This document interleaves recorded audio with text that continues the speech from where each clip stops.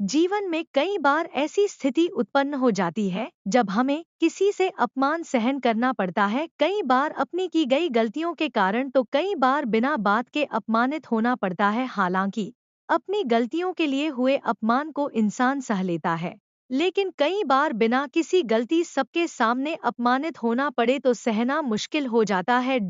में कई लोग तुरंत ही अपने हुए अपमान का उसी भाषा में जवाब देना शुरू कर देते हैं, तो कई लोग चुप होकर बर्दाश्त कर जाते हैं। हालांकि कई लोग ऐसे होते हैं कि जिन्हें समझ नहीं आता कि इस परिस्थिति में क्या किया जाए।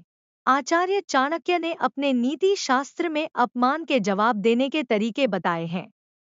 आचार्य चाणक्य कहते हैं कि जब कोई आपका अपमान करे तो उसे उसकी भाषा में जवाब नहीं देना चाहिए, क्योंकि उसका काम आपको उकसाना है।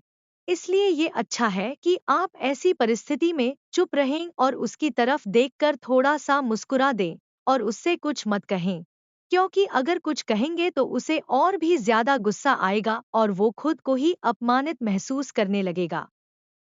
बहुत से लोग ऐसे होते हैं जिन्हें दूसरों का नीचा दिखाना अच्छा लगता है।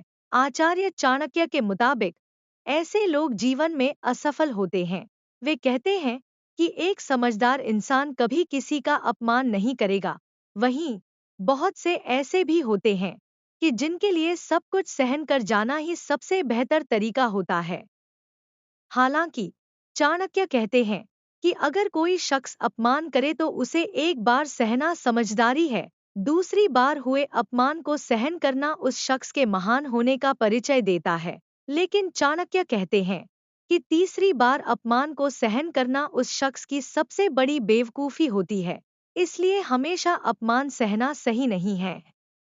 आचार्य चाणक्य कहते हैं कि बदबू केवल सड़े हुए फूलों से आती है, क्योंकि खिले हुए फूल हमेशा खुशबू फैलाते हैं।